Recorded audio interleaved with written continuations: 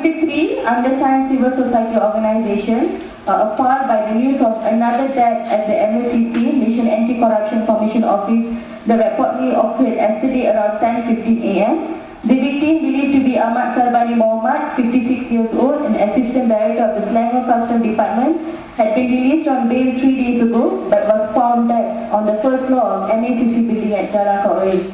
To best of our knowledge, this is the second time a fellow citizen has died while under the custody of MACC. The fact that this comes not long after the death of Teo Beng Hock in July 2009 is a real cause for concern for the peoples of this nation. This incident has again raised questions on the integrity and accountability of the MACC. Public confidence in the credibility and professionalism of the MACC has been shattered. We are extremely saddened that the very institution of the state that are supposed to protect and advance the public interest have apparently abandoned the principle of democratic governance.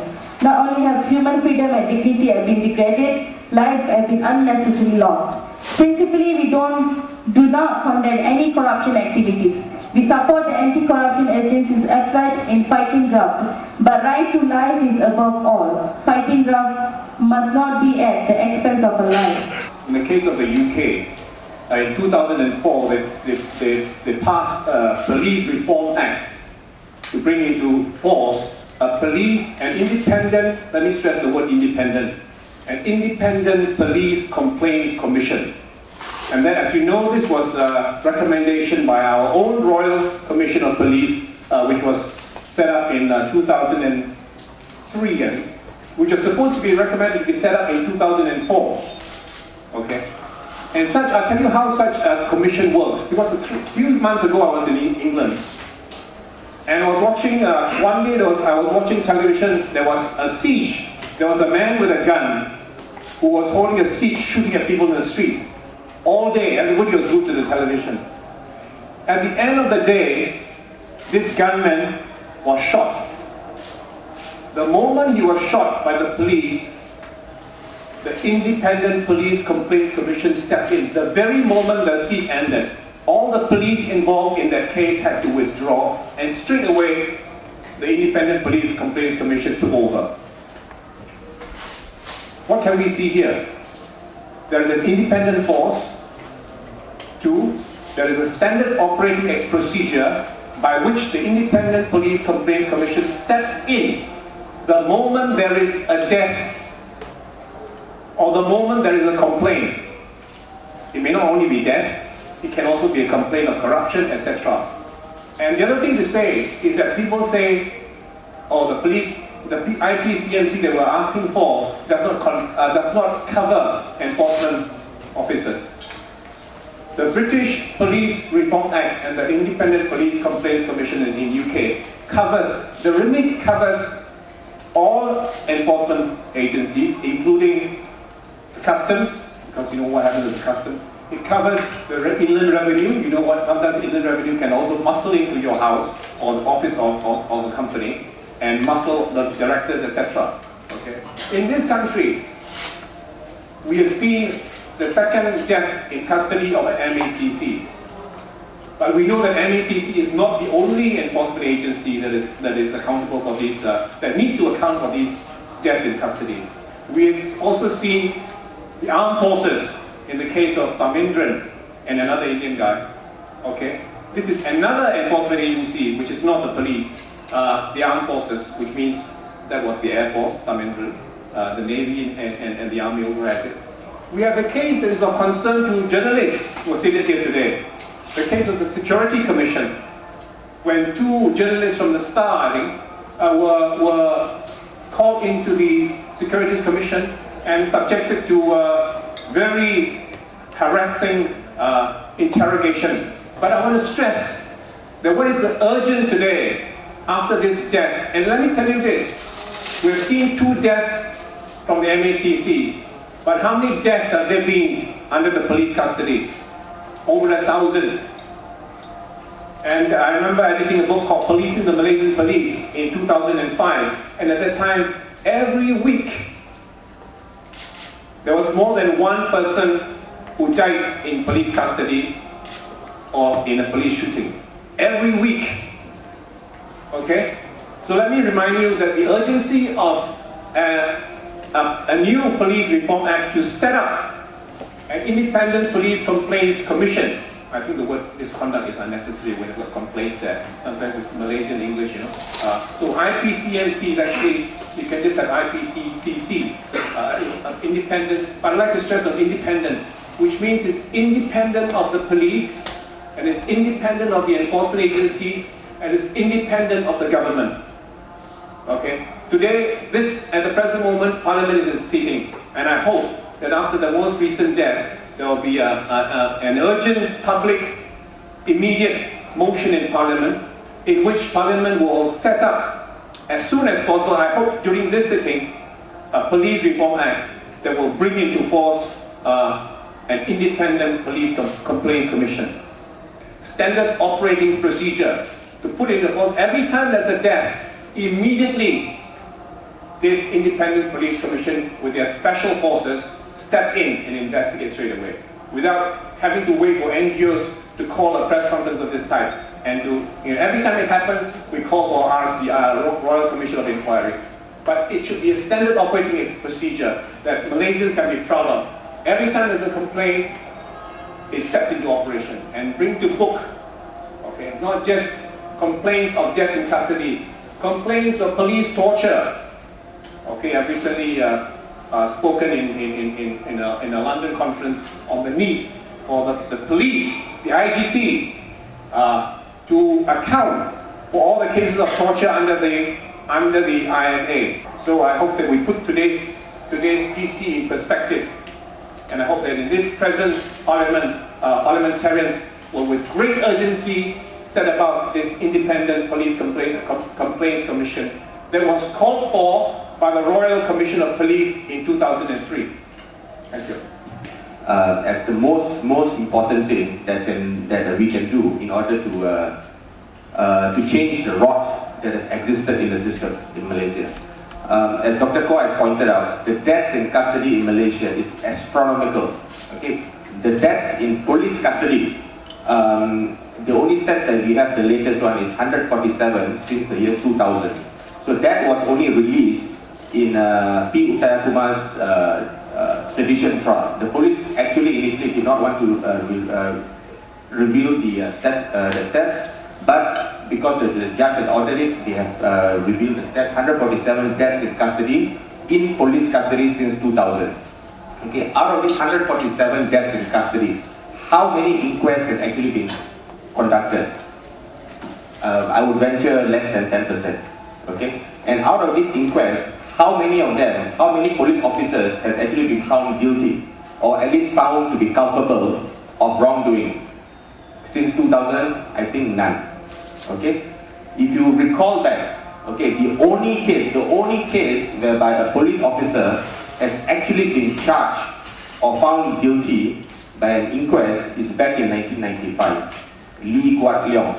Okay, so to those who are old enough to remember Lee Kuat Leong, he's a mechanic who was arrested in Cheras on suspicion of robbery.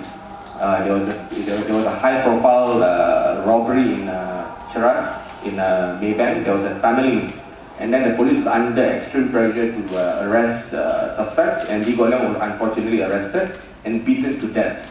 Okay, beaten to death, and then after an inquiry, he was found, I think it was an internal inquiry, he was found, no policemen were involved, but luckily the judge, or sorry, the AG conducted an inquest, and then finally they were found, they were punished, and I think the judge was K.C. Wora, the High Court judge. On revision, 2 low-ranking police officers were sentenced to, I think, 36 months jail. So this was 1995.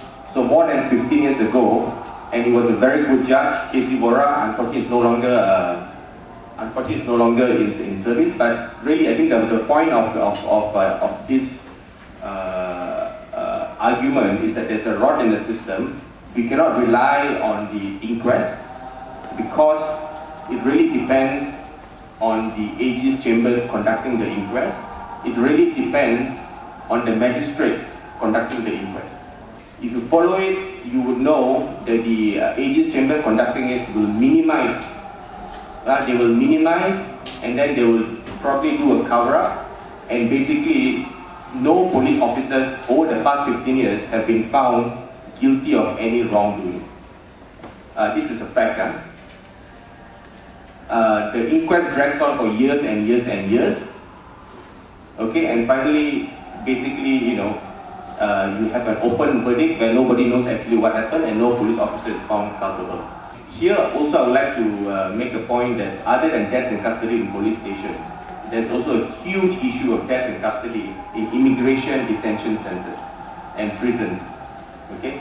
In a civilized state, in any civilized state, you go to Sweden, Norway, Britain, any deaths in custody is a huge issue. Okay? Could be citizens, could be foreigners, could be migrants, could be refugees, or it could be a hardcore criminal. Any death in custody is a huge issue. Okay? But in Malaysia, if you're a criminal, if you're a foreigner, of course if you're a white foreigner, then of course it's a big issue. But if you're a Burmese or you're a Bangladeshi, you're Indonesian, you're shot dead, you die in immigration center through lack of food, water that's contaminated, it's a non-issue. I mean, everybody else, these people are migrants, they're illegal, if they die, it's okay. That's the attitude that we have taken in this country. So the point of the whole thing is that if people die in your custody and there is no accountability, okay, there's no accountability, there's no investigation, people get away with it. People get away with it, therefore they can do it again. Inquest, other than it being a cumbersome procedure. This important point is that the magistrates conduct inquests. Okay, magistrates fall under the legal and judicial service in the structure. Okay, that means the Aegis chambers, the public prosecutors, the DPPs, and the magistrates, they come from the same pool of resources. Okay, this is very important. So what happens is, in reality, you have magistrates. 6 months ago would have been a public prosecutor. Okay, that means advising the police and prosecuting criminals. And 6 months ago they could have handled a civil case, acting for the government, the Home Ministry, and so forth. Okay, and then 6 months later get transferred to be a magistrate somewhere. Okay, and most magistrates, as you know, are young graduates. Okay, 1, 2, 3 years in service. Okay, and you have these magistrates. Basically, in reality, we are talking about their structures. Basically, I would say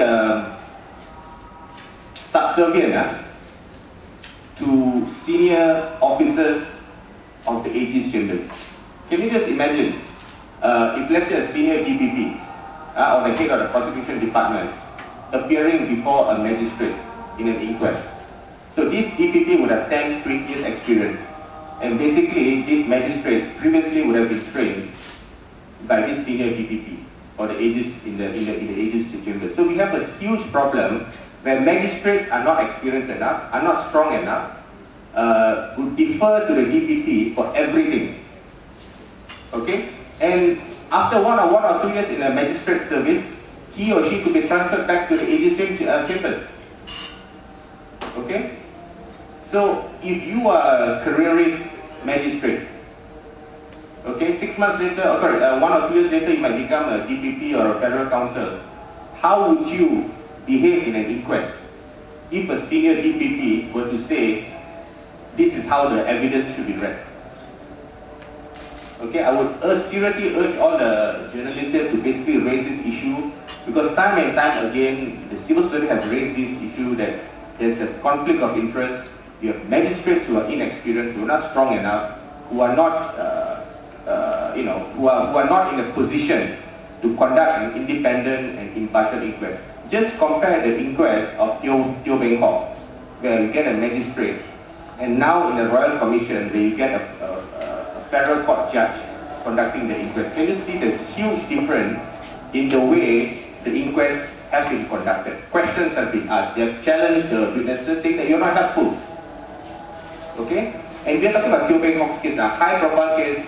It was telecast, in the high-profile lawyers doing it in the inquest in Jalan. And even that, the magistrate, I suppose, performed reasonably well. But can you imagine in a normal inquest, in a small magistrate court somewhere where nobody actually is following the case? You know, so it's a serious point. Alright, thank you. Seperti semalam saya berbincang dengan beberapa orang penghuni rumah panjang yang paling biasa, orang yang yang jual mie goreng, yang all the ordinary folks. Dia orang kata, oh ini case, dia orang tahu ya, orang ni lompat ke apa ke, wah ini nasib teruk lah dia. Tapi dia tak sangka bahawa dia itu akan dijadikan kepada dia akan menjadi mangsa juga. This possibility, kemungkinan akan menjadi kepada dia. So saya mau menekan bahawa kes ini memang salah satu kes sebagai contoh, tetapi dia menunjukkan kepada kita semua bahawa walaupun you mekanik ke, you media person ke, jurnalis pernah ditangkap juga, betul kan? Tangkap, dipukul juga pernah, ya, oleh FIU especially. Dan banyak lagi NGO, semua orang pun itu ada kemungkinan yang besar you akan ditahan oleh polis one day. Dan kalau itu kes menjadi suatu kes yang rumit atau sesuatu yang mereka kadang-kadang pihak polis katakan mereka tidak sabar lagi, you boleh dipukul juga, you akan diseksa juga, dan kemungkinan you akan mati juga, dibunuh, ya. So I want to stress this case that it touches all of us, not because of some high-profile immigration officer. You know? So I will even take this further because, like our friend said, that this is life. Ini sesuatu nyawa, ya, nyawa hidup. So it's taken very seriously. It's not enough just to call for the Royal Commission to inquiry. Ya. Two things must go with it. Satu adalah suspension of the officer in charge. And the one who is in charge of that officer. Berarti kalau MACC itu, MACC officer yang in charge itu, dan dia punya director mesti suspend, digantung langsung, immediate effect. Not to say we just pronounce him guilty, tapi suspension dan investigate immediately. Di dalam beberapa negara yang lain, Prime Minister juga akan disoalkan dan Perdana Menteri akan disoalkan, dan dia juga akan harus apologize atau buat sesuatu, ambil sesuatu tindakan yang lebih drastik daripada seperti ini saja. Oh ya, dia jam lah, dia commit suicide lah, dia sangat sedih lah, all the excuses. And also the death in custody always, oh heart attack, 25-year-old boy, active man, you know, worker, laborer, heart attack. Who can believe that, you know? So itu satu, suspension of those involved, especially the officers in charge. Kedua adalah freedom of information, jangan lupa itu. FOI, freedom of information sangat penting. Dia ada apa-apa hasil pun, kalau dia sembunyikan semua hasilnya itu, buat apa itu? So we need to have the freedom of information to have access, public accountability, so that all investigations must be presented in this full review of the public dan semua orang. You and I boleh melihat dia, dan biar kita yang boleh menjadi the judge, not those people yang who are on the top. So for me this is important because it touches our lives, all of you and all of us, everybody. It can happen to them, it can happen to us. It can happen to a senior officer, it can happen to us. We must think about that. Yalah, sesiapa saja, maksudnya siapa saja pun akan menemui ajal, akan mati. Cuma cara kita mati itu macam mana? Kalau mati sakit ke, ataupun macam kita baca dalam paper selalu orang anak-anak kena dera ke apa semua, dan kita tahu dia orang dibawa di mahkamah dan dibicarakan. Tapi apa yang berlaku semalam tu, saya rasa bila saya dengar tu amat mengejutkan sebab kita dah pernah dengar sebelum ni kan tentang Teo Peng Hock yang mati jatuh ketika di dalam, sepatutnya di dalam custody kan, sepatutnya di dalam peliharaan SPRM. Jadi sekali lagi semalam kita dengar dia jatuh. Mula-mula tu kita marah kan, sedih. Tapi bila sekali lagi bila saya baca lagi dalam tweet-tweet dalam news bahawa dia, saudara Allahyarham Sarbini ni berumur 56 tahun. kita memanglah sesiapa tak kira tua, muda, umur berapa pun kita akan mati. Tapi bila kita fikirkan dia telah dituduh dan didakwa dibawa ke MACC untuk disoal siasat, dan umur dia dah 56 tahun. Yang kita tahu 56 tahun ni adalah umur orang yang dah nak pencen kan. Mesti dah ada cucu, anak-anak pun dah besar, isteri pun mungkin juga dalam lingkungan umur yang sama. Lagi macam terkesan dalam kat hati kita, sedih memikirkan. Dan lagi bila saya baca, dia datang dengan motor, dan jawatan dia timbalan pengarah. Oh, saya fikir mungkin motor besar, mungkin kaya lah juga kan. Sebab kita kadang ada fikiran macam-macam. Tapi rupanya dia tinggal di rumah flat. Jadi saya fikir selalunya kalau orang yang ditangkap dan dituduh rasuah ni adalah orang-orang kaya kan. Tapi dia adalah golongan biasa. Memanglah sesiapa saja pun, tak kira kaya ke miskin, kalau salah tetap kena didakwa dan dibicarakan. Tapi ini memang meninggalkan kesan yang besar dan sedih dalam hati kita. Lagi satu, saya sebagai wakil kepada gerakan masukan ISA, saya terfikir semalam, memang ISA itu zalim, sangat zalim. Ditahan 60 hari dalam kawalan dan sepatutnya dalam jagaan polis special branch di Bukit Aman. Macam selalu kita dengar, polis akan kata tak apa, he is in good hand. Macam dalam contoh kes Kadir Hashim baru ni kan, memang peguam kita buat live teleconversation dengan pegawai di Bukit Aman yang bernama Norma. Bila peguam kita Suraindra tanya, di mana dia? Dia kata tak apa, jangan risau, dia ada di sini di Bukit Aman, safe, jangan risau, dia di dalam dan selamat. Dia kata adakah dia di soal siasat ke, dia diretak tak? Dia kata, dia promise dia dalam tangan yang selamat, dia selamat. Tapi kita tak tahu, itu dalam tempat yang terkurung, kita tak tahu di mana. Bila kita desak nak tahu kat mana, dia tak beritahu. Bila dia orang keluar nanti, lepas dia orang keluar, kita akan dengar dia orang ni sebenarnya dizalimi, diseksa, dibogel dan sebagainya. Jadi apa yang berlaku sekarang ni kepada Awayah Sabini ni, dia yang kita tahu dia dah dilepaskan dan datang balik, tiba-tiba mati. Maknanya ISA itu zalim. Maknanya MACC ni lagi zalim sebab dah terbukti 2 kematian di bawah tangan mereka dan bukannya berlaku di tempat lain, bukannya di bangunan lain, tetapi di bangunan MACC sendiri. Jadi saya rasa kita memang kita gelak lah kan bila orang kata MACC ni, apa lagi dia punya sinonim dia, Suruhanjaya Pembunuh Rakyat Malaysia. Apa lagi? Ada a few things yang kita kaitkan SPRM, MACC dengan pembunuh. Maknanya siapa nak bunuh diri tu pergi ke SPRM, pergi ke sana. Maknanya jadi bolehkah kita avoid diri kita daripada mempercayai benda tu? Dan saya baca dalam news semalam, saya tak pasti sama ada pengarah MACC ke kata jangan pemberita jangan buat andaian yang bermacam-macam. Adakah kita boleh disalahkan untuk membuat andaian apabila perkara ini telah berlaku dan telah terbukti berlaku? Pertamanya dengan kes Teo Beng Hok dan sekarang ni seorang lagi. Dulunya mewakili kaum Cina dan sekarang ni mewakili kaum Melayu Islam. Jadi saya rasa kita semua memang perlu bangkit dengan cara yang sama. Kita mesti desak. Kita nak tahu apa sebabnya. Saya rasa kita semua rakyat Malaysia memerlukan jawapan apa yang terjadi. Kalau boleh kita nak tahu apakah pengakuan dia kepada SPRM sebelum dia ditemui mati. Sebab katanya dia datang semula untuk mengubah statement dia. Jadi semua tu saya rasa kita rakyat Malaysia berhak untuk tahu. I just want to make one point. I think this is really an opportune time for the whole nation to once and for all put on your lenses as human beings. Okay? All of us, including all of us in this room, the politicians, the government and enforcement agencies. Because this tragedy that has struck is to a human being. And you get very upset when people are going to start spinning it as something else. I've already seen some indication in the mainstream media, and some of you will be from there, that this is going to be a non-political issue because of the person who has, ethnicity of the person who has died. I think this is totally wrong.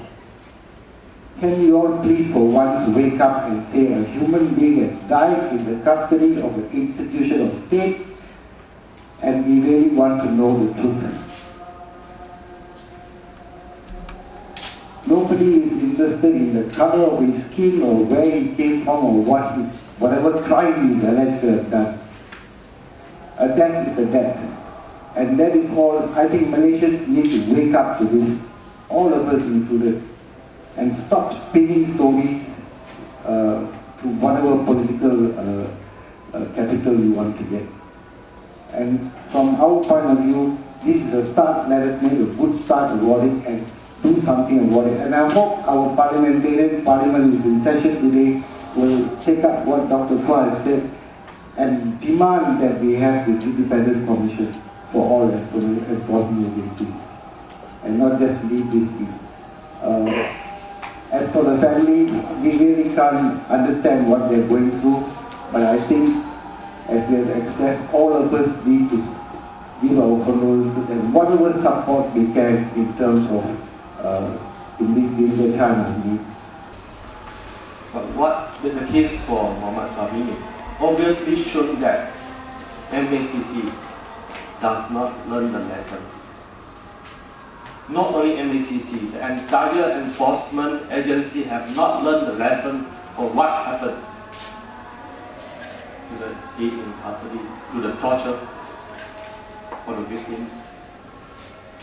I'd like to say that when the basic human freedom, dignity, and life have not been respected, any one of us can be the victim by the torture and brutality of the enforcement agency in Malaysia. There is no organizations accountable to any dead in the custody. This will continue to happen. Malaysians, I just would like to remind that what happened to Muhammad Sabini shown that irregardless of color skin, irregardless of your positions in the governments or even your ordinary Malaysians, this can be happened. I just would like to refresh the memory of the media and the public. What happened before end of last year? A group of civil society actually urged the government to stop dead in custody in 90 days. When I look back to that event, seems like after the 90 days grace period has been given by the civil society, another dead in custody happens. That's our government and the enforcement agency. When we listen and respect to the people, well, as an ordinary person, every one of us can actually live our life as usual, think that that will not happen to you, and pretend don't know. I urge every one of us, it's a time to stand up to build a torture-free society for Malaysia, for the good of our generations. I have just only one message. While we are talking about transformation program of Malaysia, this is one of the most important transformation program we must immediately embark on. Full stop.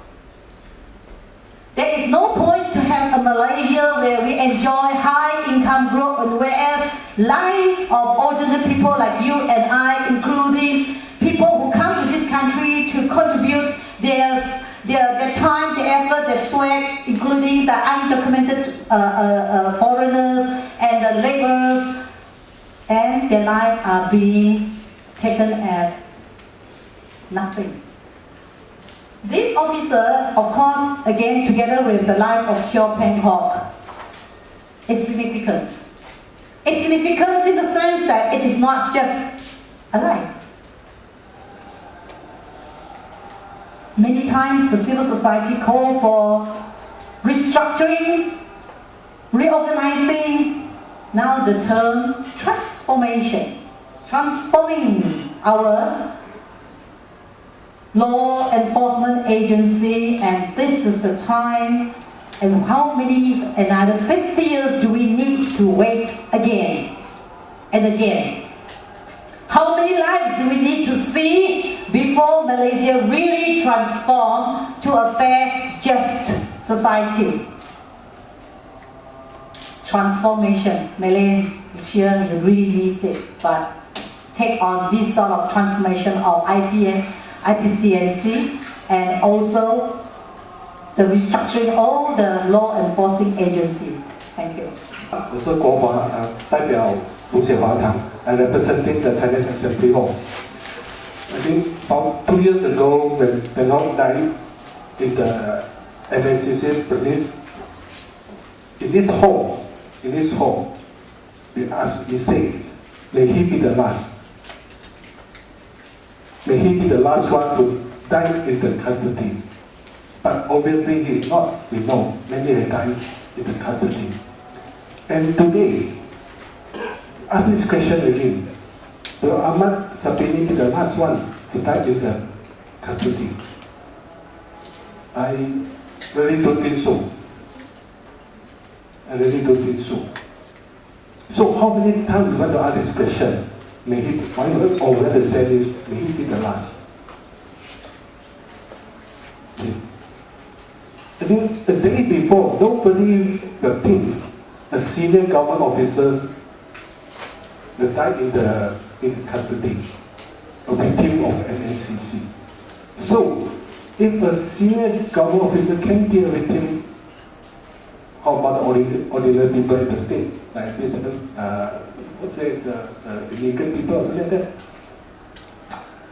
So, the whole problem is that we never respect any individual. We never respect people. He is a suspect or he is a witness, he is still a human being. And as a human being, he should be treated well. In the custody or in the office or everywhere. So I really hope that this is the last time we say this. May he be the last. Thank you.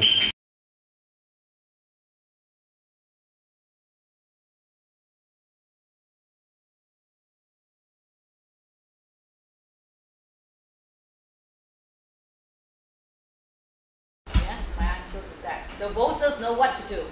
If they think that things like this over and again, and civil society for the past 50 years, have been assistant and have been doing their lot of bit of work. But unfortunately, could we have the mainstream media with us? Do we have ordinary people really with us when we call for a walk on the street? Last 2 weeks ago, when the women's group called for a walk for 100 years, women's issue, we only have 200 people, So the issue to me is, at the end of the day, what do you as voter want to do with your government? What kind of government you have? What kind of citizens? So this is how I feel about it. Sorry about a little bit of emotion here.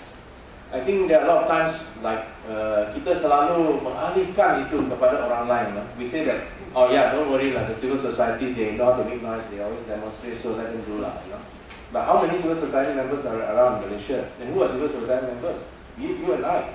So if we can move the Ramasamy, the Kak Mina, and the ASO, ACI, semua itu, mereka boleh disedarkan, they are able to understand and get involved, So simple things like that. So these are practical steps that can be done in order to answer the question of what we can do about it.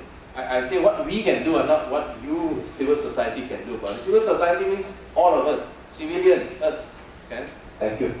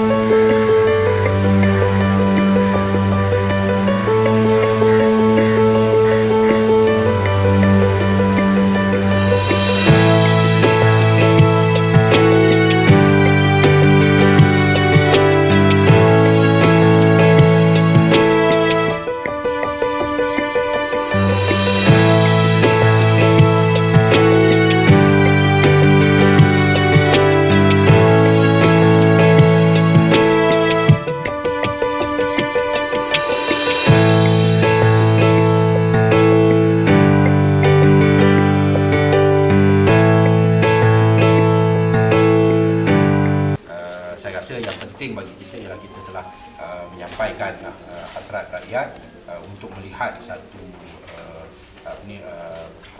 peraturan kerja yang menjamin keselamatan orang-orang yang datang ke pihak SPRM untuk menentukan bahawa usaha memerangi rasuah itu dapat dilakukan dengan jaya. Saya ingat yang lain itu mungkin ada yang nak ditambah oleh saudara yang berhormat yang lain lah. Selamat pagi dan selamat datang. Tadi kita berjumpa dengan pengarah SPRM Selangor, iaitu Saudara Tuan Jaafar, dan saya berikan latar belakang sikit. 2 weeks ago, SPRM together with the Aegis Chambers dengan agensi-agensi lain telah mengadakan satu serbuan yang besar-besaran, I think the biggest ever in Malaysia. Projek itu dinamakan projek 3B ataupun 3 billion lah. Now, why they had this project is because there's a lot of illicit funds that are leaving Malaysia overseas, and the leakages are through many approaches. Satu daripada leakage yang berlaku ialah melalui apa yang dipanggil transfer pricing. Kedua ialah melalui customs, dan tiga melalui immigration. So this is corruption.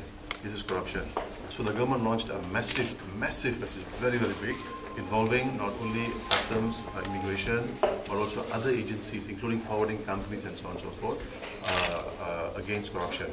Now, I think in principle we can support that, because this is a leakage for people. This is people's money that is being moved illegally, transferred illegally, and we can support that. That we support. Now, in the case of Layaram Ahmad Sarbani Muhammad, coming back to him, now he, in his area, that means in his customs, Bismarck Customs in Klang, out of the 61 people who were arrested yang telah didetain, yang telah ditahan, sebenarnya 42 orang datang dari satu in one Bismarck Customs in Klang, 42. Right?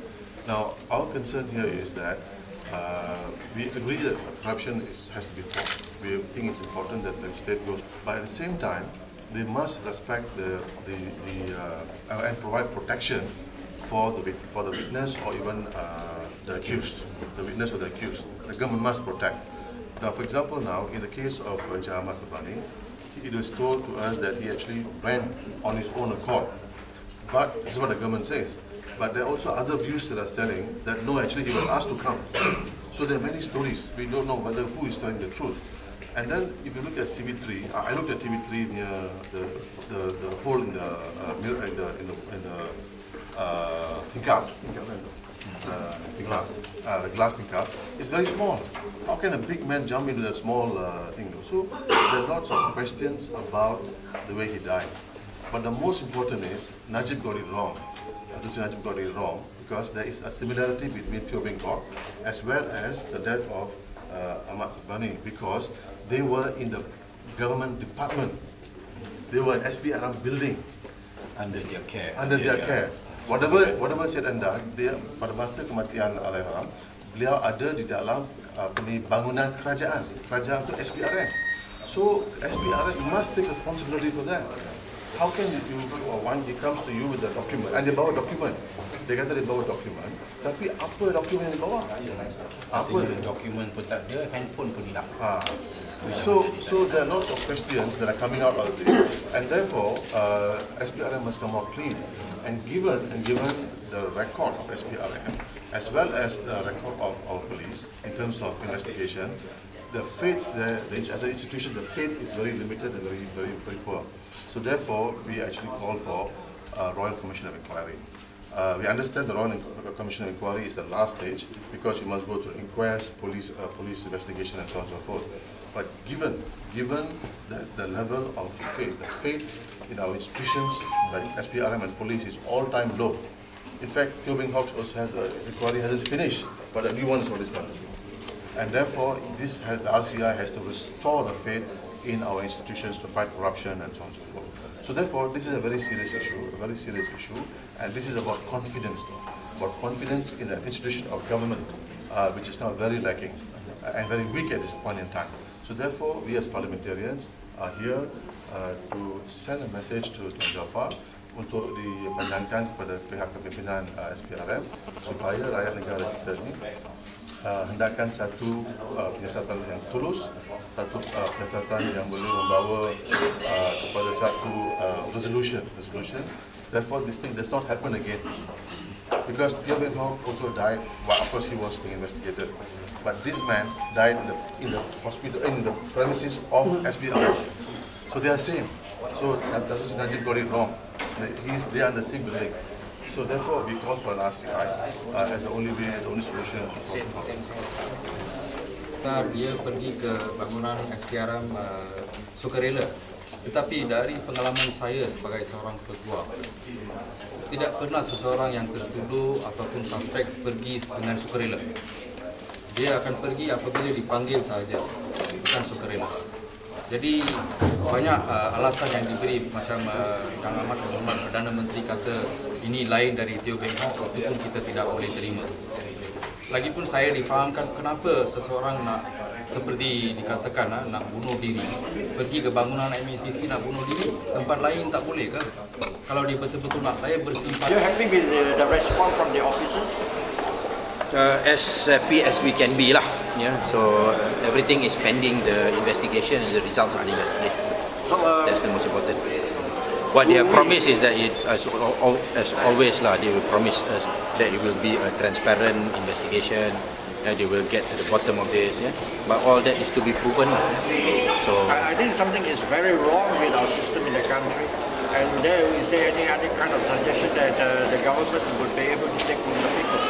The most important thing is that they be very transparent. They understand that the situation in the society now is very different. It's no longer like 20 or 30 years ago. Now everyone wants to know why something like this can happen. So during the investigation, they must be transparent.